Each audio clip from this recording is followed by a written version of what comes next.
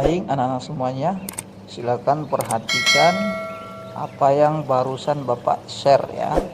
Jadi itu peta konsep terkait dengan beriman kepada hari akhir, pengertian, kemudian pembagian hari kiamat ya, kemudian dalil-dalil yang terkait dengan penjelasan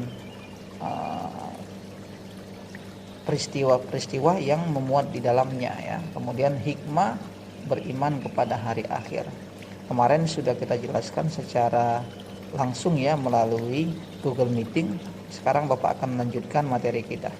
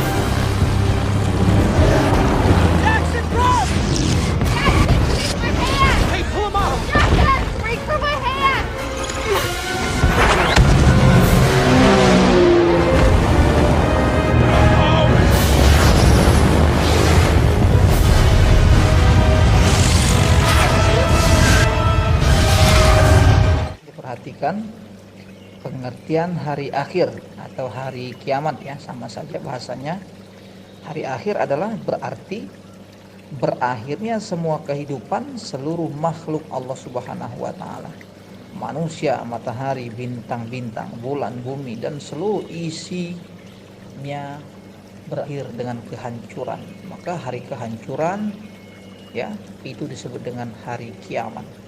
Hari yang gemuruh, hari yang menegangkan, hari di mana bumi dihancurkan, gunung ya diterbangkan, lautan dihamparkan sehingga kehidupan manusia berakhir, yaitu semua manusia mengalami kemusnahan.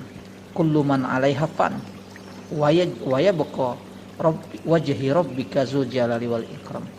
Semua yang ada di alam semesta ini binasa kecuali Allah Subhanahu wa taala. Itu yang tertulis di dalam surah Ar-Rahman. Kemudian pengertian iman kepada hari akhir. Iman secara bahasa artinya percaya, yakin atau keyakinan. Al-iman al-i'tiqad ya.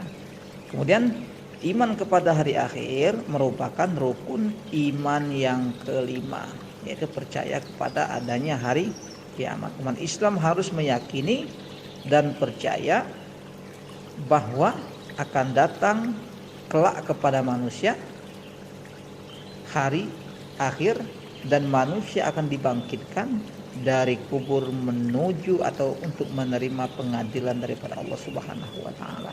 Hari dibangkitkan manusia dari alam barzah, alam kubur, maka masuk kepada alam akhirat, maka itu disebut dengan hari kiamat, hari akhir. Jadi meyakini bahwasanya bahwasanya hari kiamat itu benar-benar terjadi. Wa anna sa'ata atiyatun la raiba fiha wa annallaha yab'atsu man fil qubur. Allah akan sesungguhnya hari kiamat itu pasti datangnya. La raiba fiha, tidak ada keraguan. Wa annallaha yab'atsu man fil qubur, dan Allah akan membangkitkan orang-orang yang ada di dalam kubur. Nah, di sini ada dalil ya dalam surat Al-Infitar ayat 1 sampai 5 terkait dengan peristiwa hari kiamat. Idas sama'un fatarat wa idzal kawakibun tatharat wa idzal biharu fujirat wa idzal quburu bu'sirat alimat nafsum ma qaddamat wa akharat. Ayat 1 sampai 5 dalam surah Al-Infitar. Apabila idas sama'un fatarat, apabila bumi dibelah, dibenturkan dengan planet-planet hingga terbelah, pecah. Wa idzal kawakibun tatharat, apabila Meteor, bintang-bintang dilemparkan, dihamburkan ya. Wa idzal biharu fujirat, apabila air laut ditumpahkan, diluapkan naik ke atas. Wa idzal kuburu bu'sirat, apabila kuburan itu dibongkar, maksudnya dibangkitkan. Alimat nafsu ma qaddamat wa akhirat, maka setiap jiwa ketika itu akan mengetahui apa yang telah dia kerjakan. Dia mengerti, oh ini adalah hari yang dijanjikan oleh Allah Subhanahu wa taala. Ya, hadza yaumun ma wa'ada rabbukumul haq. Ini adalah hari yang telah dijanjikan oleh Allah Subhanahu wa taala, dan itu pasti, yaitu hari pembalasan. Dibalas orang-orang yang berbuat baik dengan surga, dibalas orang-orang yang berbuat jahat dengan neraka. Nauzubillah min dzalik. Kemudian anak-anak semuanya, kita lanjutkan terkait dengan hari kiamat ya. Itu dibagi menjadi dua ya. Jadi hari kiamat itu dibagi menjadi dua. Ada yang disebut dengan kiamat sughroh. Jadi hari kiamat atau hari akhir terbagi menjadi dua, yaitu sughroh dan kubroh. Kiamat kecil dan kiamat besar, kubroh, kabir.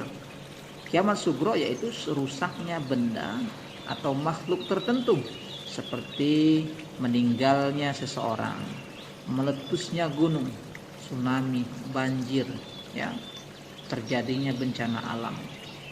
Nah, itu disebut dengan kiamat sughroh, kiamat kecil. Biasanya sebelum terjadi kiamat besar itu ada kiamat kecilnya dulu. Kemudian yang kedua adalah kiamat kubroh. Ya, kiamat kubroh itu apa? Hancurnya alam semesta beserta isinya, binasa semuanya. Nah, itu disebut dengan kiamat kubroh. Jadi kiamat ada dua, kiamat sughroh dan kiamat kubroh. Contoh kiamat kubroh itu adalah kematian. Kemudian kiamat tadi ada tanda-tandanya ya, ada tanda-tanda kiamat sughroh. Salah satu, kemungkaran terus merajalela tuh. Kemungkaran terus merajalela. Itu ciri-ciri dari kiamat sughroh. Orang sudah tidak malu lagi tuh ngomong yang tidak baik. Enggak pakai baju tuh.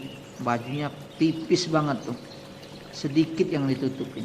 Orang sudah berpakaian tapi seperti tidak berpakaian, ya. Kemudian agama menjadi tontonan, sedangkan yang tidak bersifat agama menjadi tuntunan. Jadi agama itu sebatas agama saja ya. Masjid besar tapi isinya kosong.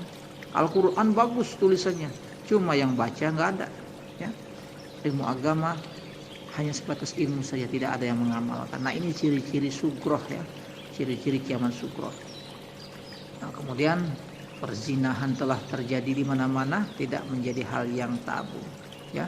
Mengumbar syahwat ya, bikin TikTok ya yang tidak baik, menampilkan yang tidak baik, berucap yang tidak benar ya. Orang lebih suka bicara ngawur ya, vulgar ya, kotor. Itu tidak malu dan itu menjadi kebanggaan, padahal itu semuanya salah. Nah, inilah tanda-tanda daripada kiamat sughroh. Kemudian kubroh adalah diantaranya matahari terbit dari barat, keluarnya Dajjal, kemudian keluarnya Ya'juj Ma'juj, kemudian nanti ada namanya banyak ya, keluarnya Dabbah, terjadinya dukhon, kabut ya selama 3 hari, yang mengatakan selama 40 hari. Nah, itu adalah tanda-tanda besar daripada kiamat. Baik anak-anak semuanya, sudah mendekat kepada akhir ya. Hikmah beriman kepada hari akhir. Ada 3 saja di sini. Yang pertama, apa hikmahnya? Menjadikan manusia rajin dan taat beribadah. Jadi kita memahami, kita meyakini akan adanya hari kiamat, di mana di dalamnya manusia akan diadili, akan melalui proses-proses, ada yaumul mizan, ada yaumul ba'ts, yaumul hasyar dan lain sebagainya. Maka hikmahnya menjadikan manusia itu rajin ibadah.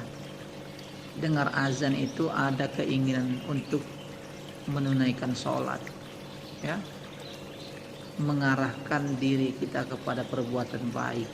Jadi senantiasa segala sesuatu yang dilakukan itu diniatkan sebagai bentuk ketaatan kita kepada Allah Subhanahu wa taala dalam bentuk ibadah. Belajar ibadah, makan bisa ibadah, minum bisa ibadah, tidur bisa diniatkan ibadah. Ya.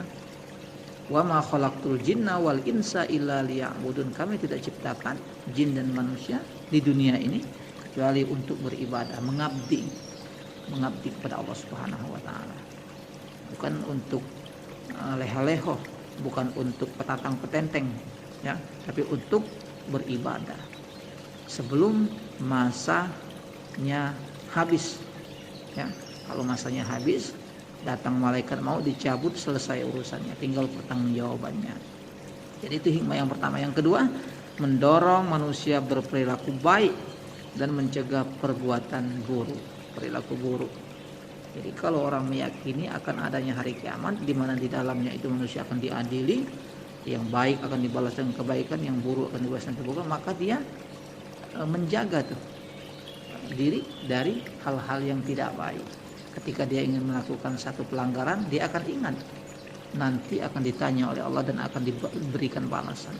Yang terakhir, mendorong manusia untuk waspada dan berhati-hati dalam bersikap, berucap, berbuat. Dia harus hati-hati karena semua yang dia lakukan itu senantiasa dipantau oleh Allah Subhanahu wa taala. Ma yaltafiz min qaulin illa ladaihi raqiban atid. Ma yaltafiz min ladaihi illa raqiban atid. Tidak terlepas dari apa yang dia ucapkan, dari apa yang dia perbuat, kecuali ada dua malaikat Allah, Raqib dan Atid, yang siap mencatat amalnya. Baik anak-anak semuanya, terakhir adalah bagaimana perilaku kita setelah kita belajar tentang keimanan kepada hari akhir. Perilaku mawas diri sebagai perwujudan iman kepada hari akhir.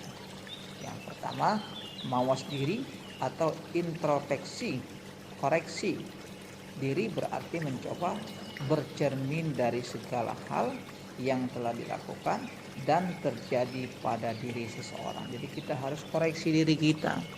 Kalau hari kemarin belajarnya belum semangat, maka ditingkatkan lagi belajarnya.